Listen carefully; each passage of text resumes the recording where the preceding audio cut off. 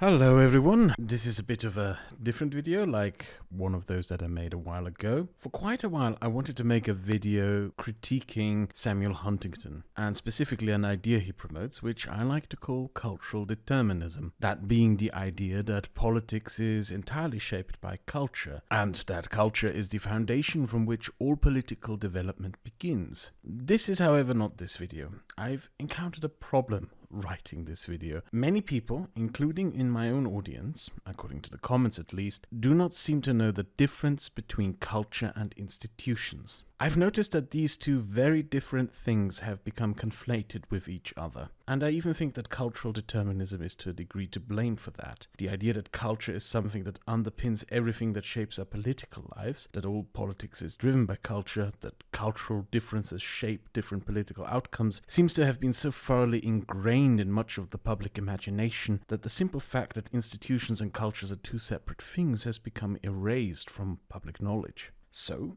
I think before I can continue writing on the video critiquing cultural determinism, I have to make this separate video that you are watching now. Think of it maybe as a sort of appetizer. So, what can you expect in this video? I would like to make a basic outline of what the difference between culture and institutions are. I would like to give you a basic definition and understanding of what institutions are. I would like to outline why the difference between institutions and cultures matters. I'd like to explain to you why institutions matter, and I'd like to explain how institutions and cultures can still interplay in political development.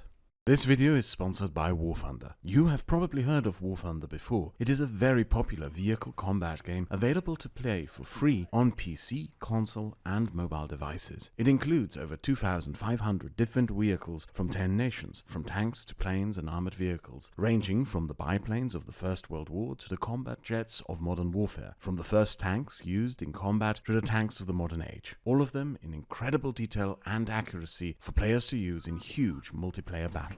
War Thunder offers a variety of game modes on these battlefields, from fast-paced arcade mode to a simulator mode that removes all guardrails, to a very difficult realistic mode for those seeking a challenge. And these vehicles aren't just simple boxes with hit points. War Thunder features one of the most detailed vehicle damage models there are. The individual components of vehicles, from the types of armor and engines, are all accounted for, and besides being accurately modeled, also behave accurately when damaged. The battle damage can be individually examined with the X-ray feature that shows you exactly how different components react to damage by different munitions and your accuracy. You can also customize your vehicles with countless different camouflages, historical markings, and a huge variety of decorations that also include some made by the War Thunder community. War Thunder has a huge community of over 70 million players, bringing together fans of military history games from across the world to engage in epic battles. War Thunder now also features an all-new mobile version available for iOS and Android, with intuitive controls and great graphics. You can now enjoy your War Thunder experience while out and about. You can play War Thunder for free by using the link in the description. Use the link and you get a massive bonus pack for new and returning players on PC and consoles. It includes multiple premium vehicles and an exclusive vehicle decorator.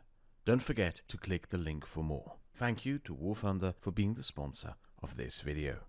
What do I mean when I say that institutions are separate from culture? Well, institutions can admittedly be created by culture, but also not. And institutions can transcend culture. They can cross cultures, outlive cultures, and more. Trust me, once I give you some examples, it will seem almost obvious, and you will wonder why you didn't think of it before. And some of my past videos may incidentally also start making a little more sense to you. Think of democracy.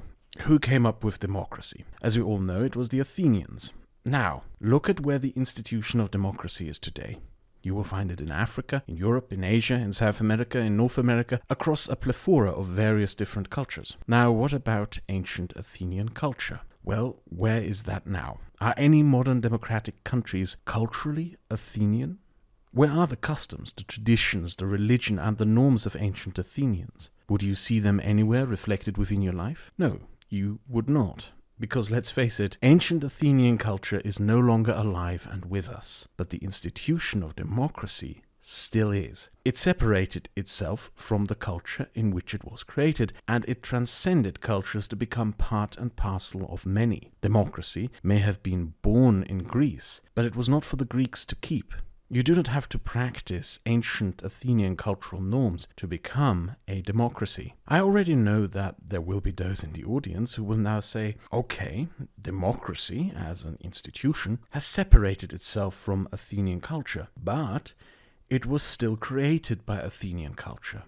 Well, are you sure about that? At this point, a video I made a few years ago will probably start making a little more sense to you. How the Greeks created the first European state, which I made back in 2021 and tells the story of how Athenian democracy came to be. You can go ahead and rewatch it if you want, but for those who remember, the standout thing is that Athenian democracy was not created by Athenian customs or norms based in ancient Athenian culture, let alone traditions. In fact, Athenian democracy came to be as an act of rebellion against customs and norms of Athenian culture, against rigged clan structures and their norms, and against its economic system of debt and slavery. Those customs and their structures had begun to become so ossified and broken that they became a detriment to the social stability of Athens. And this matters. Democracy was a deliberate creation and not a consequence of cultural forces. The creation of Athenian democracy was a deliberate political decision made by the Athenians, most famously by Solon, to resolve social problems that were, by and large, actually caused by the detrimental influence of cultural norms over several generations. Democracy was created with the goal of creating a stable social contract for Athens to restore stability from the instability caused by the stagnation through cultural norms. Culture, as a political force, is fundamentally stagnant and conservative. Culture does not create laws. Instead, it creates norms, which often bind society together in what political scientists call a cage of norms. Laws are created by legislative process and deliberate agreement, which means they are subject to continuous re-evaluation, debate, and change. Cultural norms are not. How norms, customs, and conventions are created is not subject to any political debate in a society governed by cultural norms. There are those who argue that language and our use of language is what creates concepts, norms, and conventions. I disagree with that idea. I prefer the theory proposed by the philosopher David Lewis. He argues that how societies create norms is the result of coordination games, meaning our conventions are shaped mutually by all participants in society to create a commonly beneficial societal framework with positive outcomes for all participants. They are collective solutions to problems of managing a collective, ergo, a collective compromise. If I tingled your interest here, you should read his book on convention. According to his theory, a social contract is a coordination game, and we can create and influence this social contract either deliberately by collective compromise via legislative process through a state, or through collective compromise creating social norms and cultural traditions. The reason why societies that are governed by cultural or traditional norms and customs are sometimes described as being inside a cage of norms is because customs and traditions are not as easily changed or challenged as laws are through legislation in a state. Cultural norms are far more difficult to change than rules made through political decision-making processes. Cultural norms and traditions can in fact choke out and strangle the process of politics and create stagnation through tradition. A great example of this is the Greek state of Sparta, in which life was in its entirety governed by strictly defined traditional customs, which ultimately caused this society to just stagnate and wither away as the rest of the world moved on. When Solon created Athenian democracy, he broke the Athenian cage of norms. He ended the stranglehold that Athenian culture had over politics. His creation ended up becoming something that we can recognize as an institution, something separate from culture. It provided a political framework for change, deliberation, and debate. In summary, it enabled politics by creating an open institution. Decisions governing society could now be more freely made, no longer restrained by the imposition of tradition. Athenian society, through this, managed to escape a stagnation through traditions and then prospered and experienced the famous Greek Golden Age that we now refer to as the Classical Era. This Golden Age was made possible because the Athenians were unshackled from the cage of norms that is created by culture as a political force. What this should underline to you is not only the difference between culture and institutions, but also one of the key reasons why open political institutions matter. They are what enables the political process. People like me, who constantly talk about institutions, really just want to get one point across to you. Take politics serious. Do politics. Engage in politics by learning how politics is done within the institutional framework available to you in your society, or by building institutions. Make your society's institutions yours by engaging with them, because this is how politics is most successfully conducted. And politics matters. What even are institutions? I noticed when I say the word institutions in my videos, people sometimes think that I am just talking about things like a justice ministry, or just some office building or management structure. The structures of people's doing paperwork, signing forms, putting stamps of approval or denial on applications, and other such work that goes into the everyday maintenance of state structures. That is not an institution. We sometimes colloquially call these institutions. The technical term for this is bureaucracy, and a political scientist would call bureaucracy a formal institution. The definition of institutions that I was taught is that they are repeating structures and behaviors in organizing a society, which basically means that they are rules. They are either informal rules like customs, cultural norms, or expected behaviors within an in-group, or they are formal rules if they are codified and enforced through power of a state. The study of institutions is basically the study of how we live together. It's learning how this thing we call society works. It is in many ways also the study of assurances and trust. Many of the structures we encounter in our daily lives are institutional structures. And to figure out how to build well-functioning institutions, it helps to think of them as coordination problems. A great example to explain what a coordination problem is in this particular context are speed limits. How do we decide what the speed limit should be? What weighs heavier between two positions of consideration here? The consideration of traffic safety or the consideration of speed of transportation? To someone like me, what we ultimately choose is not as relevant as the process of how the rules ultimately come to be, what we call a convention, in the sense that people adopt these compromises as mutually beneficial and follow them. And that is the key. That is the thing that people like myself tend to really obsess over. How to make things mutually beneficial and acceptable to as wide a population as possible. How to find that sweet, mutually acceptable compromise that everyone is able to accept and adopt. Because that process is ultimately the secret ingredient that makes the difference between a successful policy and a policy doomed to fail. Take,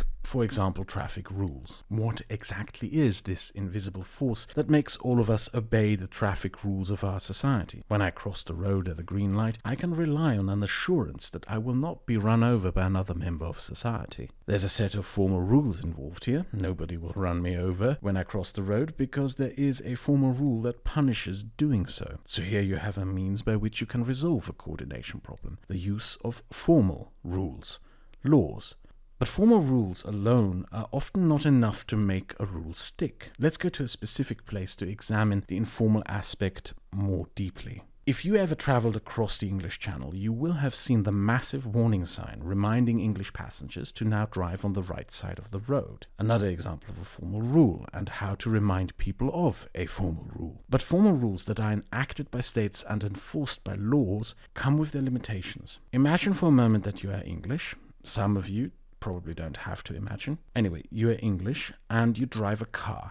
You drive your car on the left side of the road, and you have done so for all of your life. Now imagine you wake up one morning, get into your car to go to work, and you find out that for some magical reason, everyone started to drive on the right side of the road overnight. What would you do? I am willing to bet that you would also drive on the right side of the road, simply because everyone else also does so. In this moment, you would be doing so not because it is mandated, not because you think it is a great idea, not because it is politically correct, not because you don't want to stand out, but because it is in your self-interest, simply because you do not want to crash. There's a balance between rules and self-interests. Rules within a social contract must keep into consideration what the self-interests of individuals are in order to create a rule that can become a convention. The English roads example may be a hypothetical, but it is not far-fetched. On the 3rd of September 1967, Sweden changed what side of the road Swedes drive on. Swedes used to drive on the left side of the road, just like the English. The Swedish government decided to change that.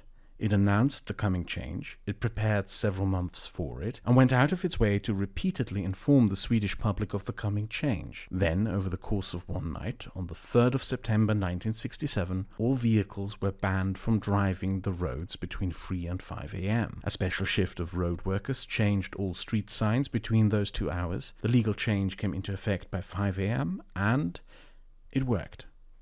There was no traffic chaos, there were only 2 accidents, and everyone in Sweden just went along with the change as if nothing had ever happened in the first place. This was not just because Sweden is somehow a collectivist culture of obedience where people are culturally inclined to do as they're told or something like that. It happened so smoothly because it was well planned and organized as a policy, and more crucially, because in the end it was in everyone's interest to go along with the change once it came into effect. The government changed the law, a majority of people prepared for the change, the majority of people consequently acted in accordance with this change upon September the 3rd, and everyone else then went along with the change, because as mentioned before, it was within the self-interest of all drivers on Swedish roads to go along with it.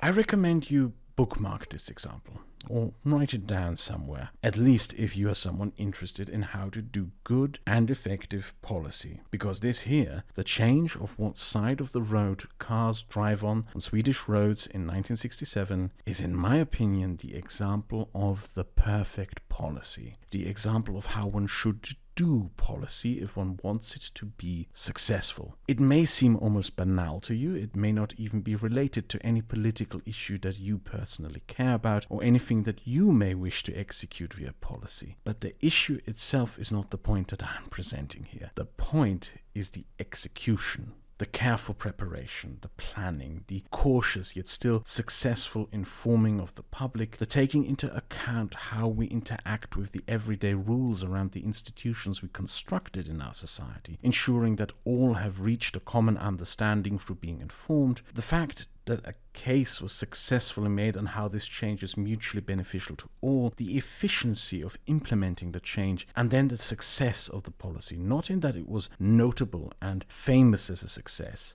No, the exact opposite. Real policy success is when the policy is so successful that the resulting changes just seamlessly melt into society and the process of change is almost forgotten, as if there had never been any changes in the first place. What the Swedes did here in 1967 is a work of policy perfection. If I was a civics teacher or political science professor, this is the example I would teach you to study so you can learn how to do effective and successful policy. The secret to successful policy is to facilitate and negotiate a compromise that can melt into society and become a common convention. Conventions are agreements, but more often than not, and this is the perplexing thing about them, they are not actually agreed upon agreements. They somehow just seem to be. We come to adopt them mainly because we picked them up elsewhere, and not because we agreed upon them. I imagine some of you in the audience are in an intimate relationship with a partner. What are the conventions of your relationship? Who washes the dishes and how often? Who does the laundry and how often? When and how does who cook what? Ask yourself, how did the conventions of your relationship come to be? Did you ever agree with your partner on who washes the dishes, who does the vacuum cleaning, who takes out the rubbish, who cares for the kids, who does which chores at which point, and who gets what space at which point and where? Or did you just start picking up the trash behind your spouse because they wouldn't do it? In many intimate relationships, behaviors are regulated around behaviors not agreed upon, but are either adopted out of a convention of what a relationship is presented as being, which would be a social norm, or they are adopted by necessity of compromising to be able to maintain the relationship. The balance of compromises in a relationship usually tells us a lot about the health of that relationship. And what about conventions outside of the private sphere? Where exactly does, for example, the phrase and notion "ladies first" come from? And where did you pick it up? If you ever worked in an office, you probably also encountered workspace conventions that were in no way, shape or form dictated or formulated as rules. How we behave in public is also governed by conventions like don't speak loudly on your phone. This is not because we agree to these conventions or because they are forced on us, but because we adopt them through pressures, mostly social pressures. There's a great example of how conventions can be created in my city and probably in yours as well. If you ever used public transport in Vienna, you will notice that when elderly people, pregnant women, the disabled, or people with small kids get on a tram, bus, or subway, people will get up and offer them their seat. Now, this is not a rule. If a disabled person gets on the subway and you do not get up to offer your seat, you won't be fined or kicked out of the subway. But there are signs all over Vienna public transport encouraging you to do so. And every 5 minutes an announcement is made through the speaker systems of all Vienna trams and subways that says, "Please be so kind as to give your seat to the disabled, elderly, pregnant, parents with small children, or others more in need of a seat." And it works. It's a means by which a convention is created. There is no cultural norm here of respect the elderly or anything like that. Most Europeans in the audience will know that the prevailing stereotype of Austrians is that they are a very impatient and rude people. The convention is created by applying just a little bit of social pressure consistently, by politely reminding the notoriously rude Viennese each day to be nice to the elderly, disabled, pregnant, and those with small children. And this is how you can create new conventions or reinforce existing ones. I lived in Bavaria for a while, and German speakers may know of the Kruzifixstreit. Bavaria is the most conservative German state. It is also very Catholic and religious, probably one of the few places in Europe where people still go to church regularly. And Catholicism is something that in many ways is deeply tied into the Bavarian identity. In Bavaria, high schools, in fact in all Bavarian public buildings, you will find a Latin cross on the wall of every classroom or office. And for a very long time this was a topic of political contention in Germany. Should there be Latin crosses in Bavarian public schools, or does this violate the separation of state and church? In the end, the Bavarian state won all high court cases, including a case in the European High Court, and Latin crosses remain in all Bavarian schools. This practice is a means of promoting and creating conventions. What is being said here by the Bavarian state is that to be Bavarian is to be Catholic, not necessarily that you have to be a Catholic believer or a member of the Catholic Church yourself, but that the social customs and norms of the Catholic Church are part and parcel of Bavarian society and social life, that one's daily life and interactions in Bavaria are shaped and guided by Catholic social norms. The state of Bavaria promotes to Bavarians that they should live by the norms and customs of the Catholic faith and Church. I think many left-leaning viewers will disapprove of this example, while right-leaning ones will approve of it, so I should probably give an example that appeals to people the other way around. Ride with Pride is an initiative by the Viennese city government. Public transportation and stations are decorated with LGBT posters, and during Pride Month, all trains, buses, trams and subways drive with Pride flags, and the city transportation network provides special transportation connections to Pride events throughout the duration of Pride Month. This initiative is deliberately done by the city of Vienna, intended to make acceptance of LGBT peoples a common social convention. In a lot of cities, politicians often have other ideas of how to promote inclusion of LGBT people through public institutions. Many British cities, for example, choose to do this with the police. Vienna basically decided to not use the police, but that public infrastructure of trains, buses, subways and trams are a better means of promoting LGBT acceptance as a common convention. The experience with how encouraging people to give up seats for those in need, as mentioned in the previous example, created a common convention in behavior on Viennese public transport is relevant here. Because Ride with Pride uses Vienna public transport in the same way. to tell its passengers that being gay, lesbian, bi, or trans is or should be a common acceptable convention of being Viennese, and promotes this acceptance as a convention to everyone in the city. What I try to show you here with these two examples is that it is not just cultures that create and promote conventions, but that it is in fact possible for polities and state to create and promote conventions as well. Now you may understand what I mean when I say that if you care about politics, then institutions matter. It is through our institutions that we create the conventions that are part and parcel of our social contract. Through our institutions, we have the power to promote conventions, be they social norms of a Bavarian cultural Catholicism or LGBT acceptance in Vienna.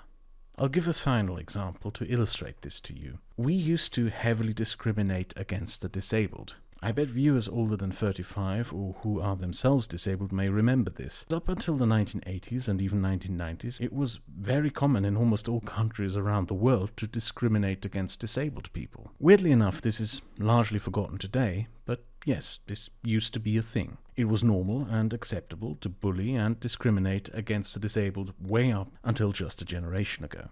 This began to change by around the 1970s, when disability rights activist groups began gaining more prominence across the Western world. And by the late 1980s and early 1990s, legislation providing legal protections to the disabled began being passed and coming into effect across most of the world.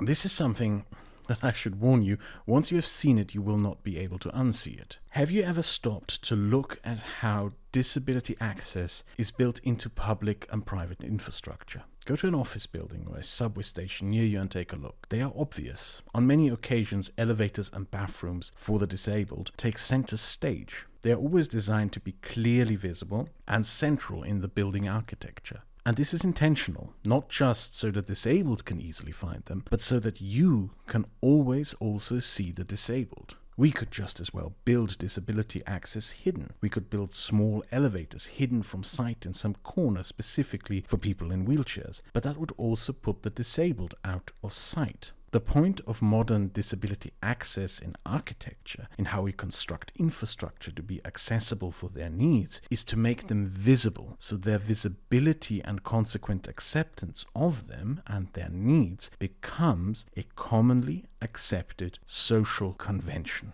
Conventions are informal rules, the idea being of a rule that is not formulated by a state and legislator, nor enforced by the means of an executive, but rules that come from societal customs, rules that we obey both out of social pressures and our mutual benefit, rather than just follow because the state mandates it. Let me give you another example of an informal rule. If you have ever been to Switzerland or Austria, you may have seen one of these. These are newspaper stands with a little coin box. You can take a newspaper for free if you want to, but almost everyone who takes a newspaper from them throws €2 into the little money box. Everyone could technically steal newspapers, but this is not what happens. Instead, there is an assurance, an informal law, that makes everyone pay for the newspaper without supervision or coercion. An informal rule of sorts that everyone obeys despite it not being enforced.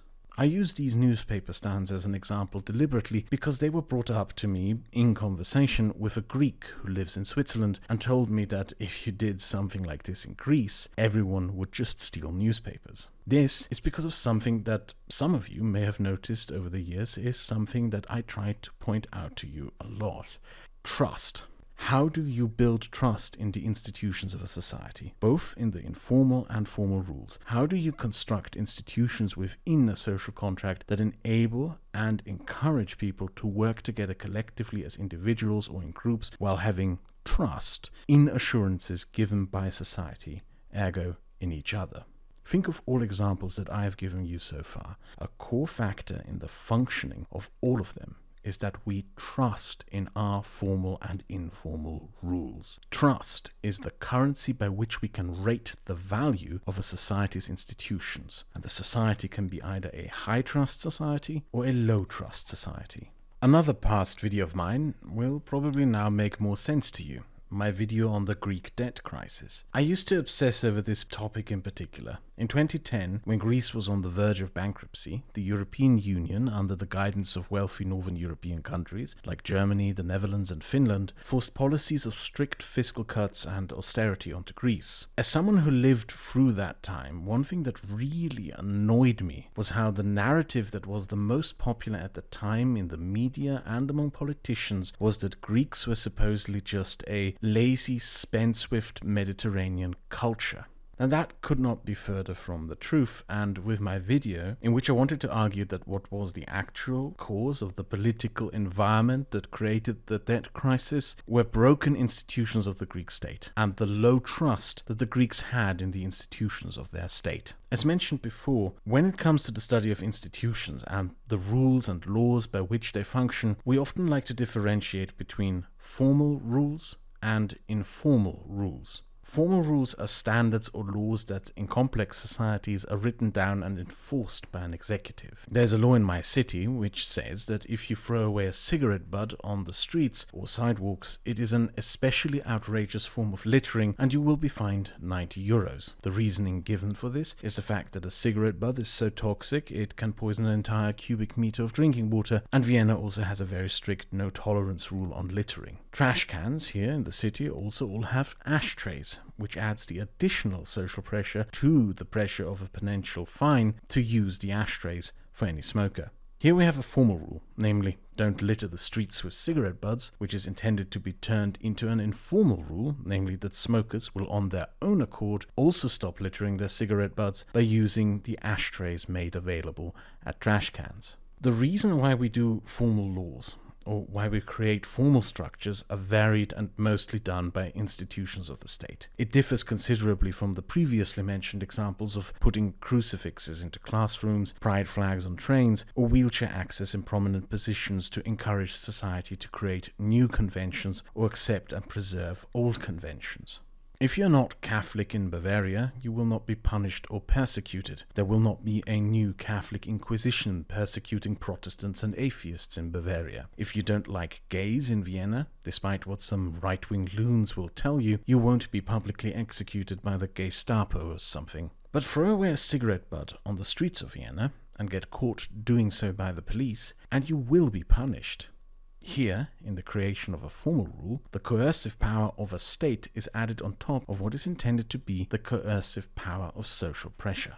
The intention still is not just that people are forced into obeying them, but that people obey these formal rules for themselves and have trust in the fact that others will obey them as well. And this, when done badly, can backfire enormously. A recent great example of how to do this badly was the Scottish hate crime bill from a few years ago. The completely ham-fisted way of using the threat of the state while simultaneously falsely claiming to have the backing of wider society in creating new social norms merely produced controversy and protest.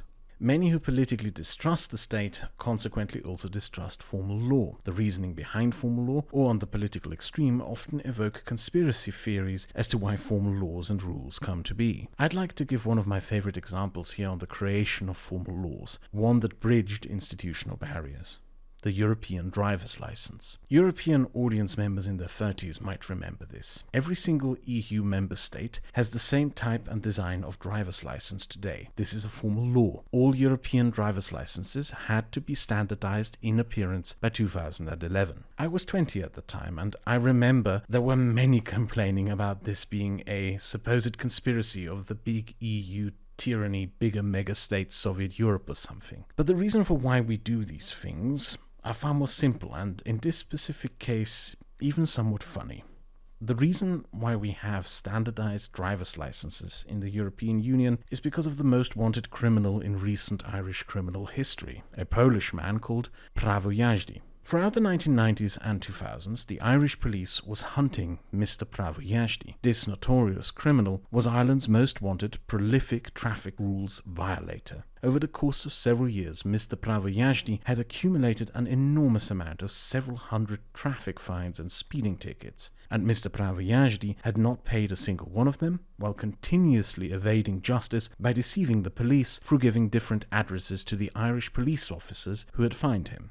For years, Irish police officers were on the hunt for Mr. Prawo jazdy. Then, in 2008, An Irish police officer, by sheer coincidence, did the Polish language course. And during his Polish language lessons, he learned something rather embarrassing, which he shared with his superiors.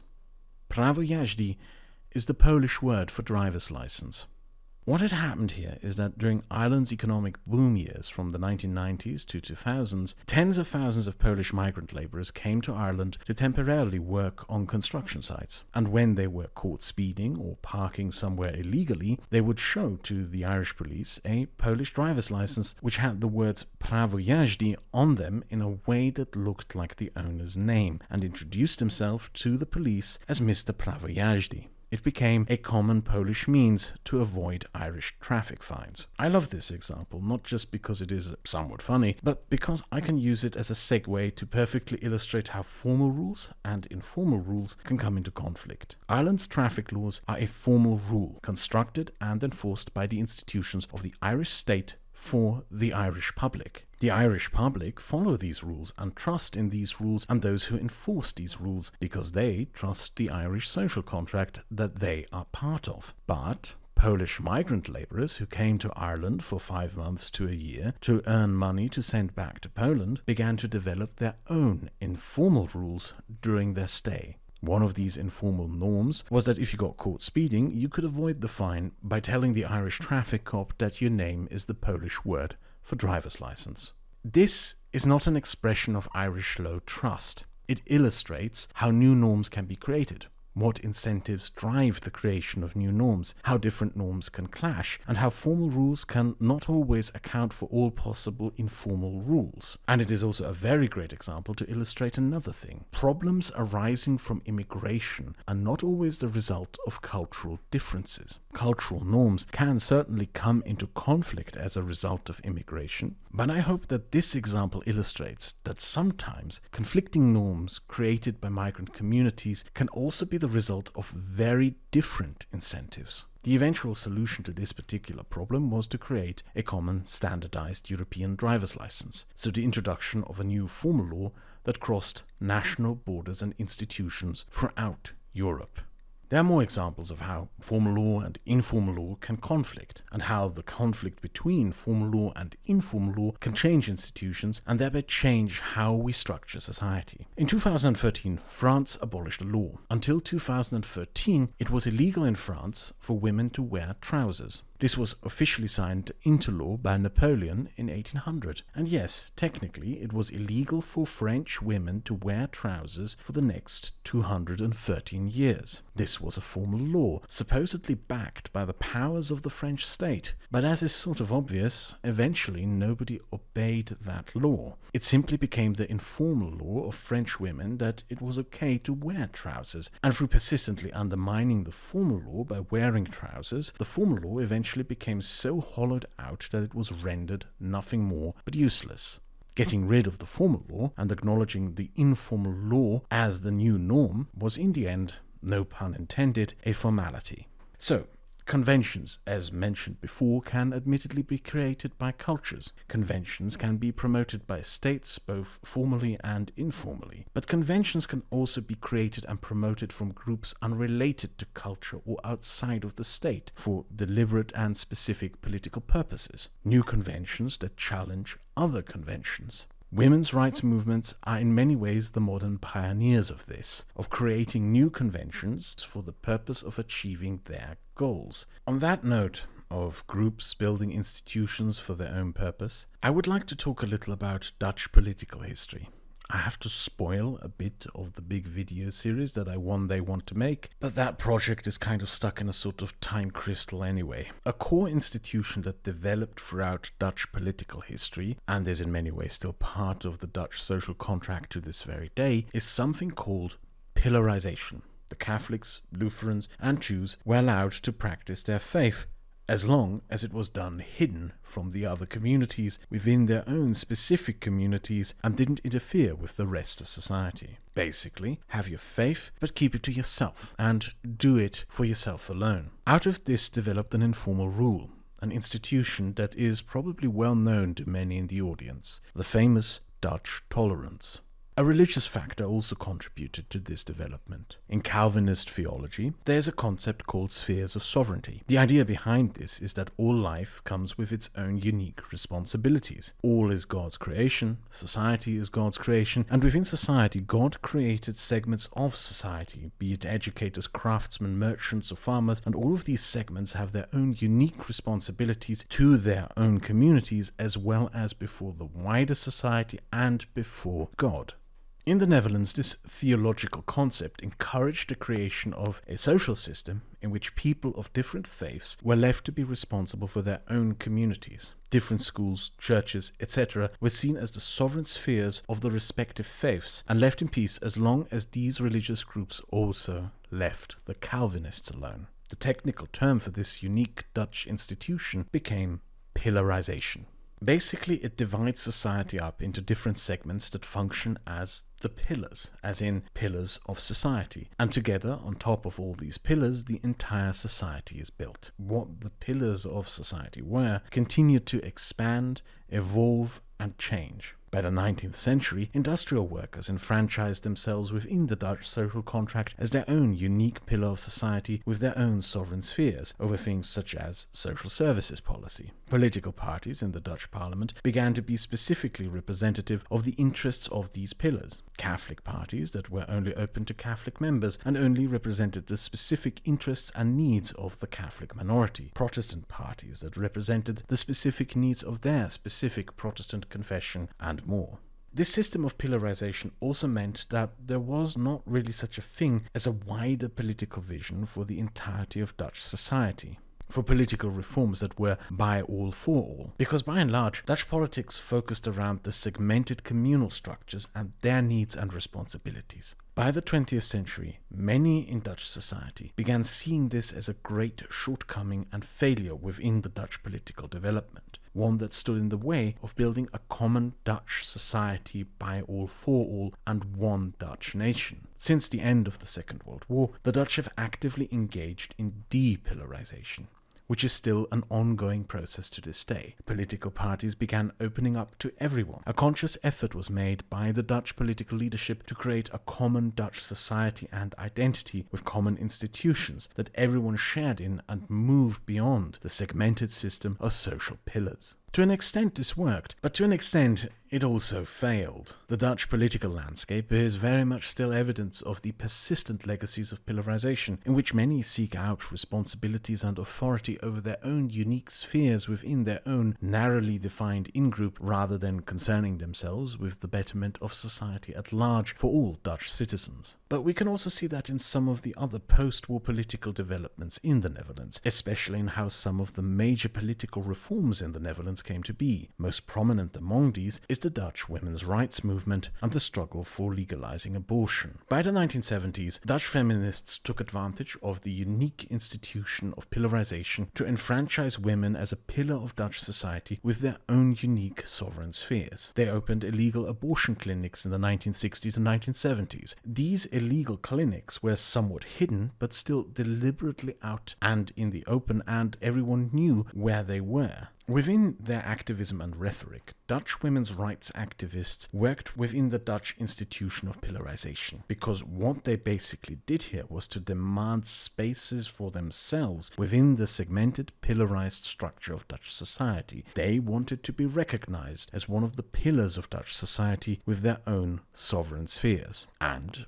they achieved that. Matters such as reproductive rights are in Dutch society largely regarded to be a woman's matter. A man's opinion on the issue of abortion is largely dismissed as irrelevant in the Netherlands. Abortion is considered a woman's sovereign sphere. Women's rights organizations enjoy far more influence and power in the Netherlands than in any other country, precisely because Dutch women built them on the institution of pillarization. The same is also true for LGBT rights in the Netherlands. The Netherlands famously were the first country to legalize same-sex marriage and adoption. The Netherlands are the country with the best legal protections for LGBT people in the world, and the Netherlands are the safest country in the world to be gay, lesbian or trans, because just as Dutch feminists before them, the Dutch LGBT community built on the Dutch institution of pillarization to advance their cause and carve out positions for themselves as a pillar of society.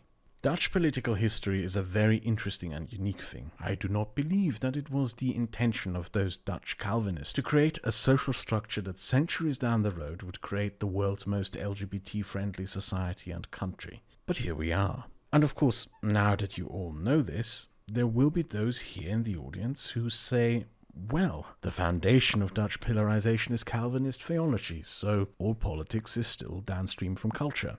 Well, the Dutch weren't the only Calvinists to build a state. So were also the Prussian Hohenzollerns, and they interpreted the Calvinist concept of sovereign spheres to construct an absolutist authoritarian state in which everyone was supposed to know their place and stay in it, because that Prussian intolerance is how the rulers of Prussia interpreted Calvinist theology for their own political ends. So even if we can credit the foundations of Dutch tolerance to something cultural, what I hope to show you here is that it is the process that matters, not the foundation. Where you choose to go is far more important than the place where you start. I can give you another example to illustrate this. The Dutch system of pillarization didn't just stay in the Netherlands. When Dutch Calvinists began settling in the Dutch Cape Colony in South Africa, they brought this Calvinist idea of a society that ought to be separated into separate sovereign spheres with them.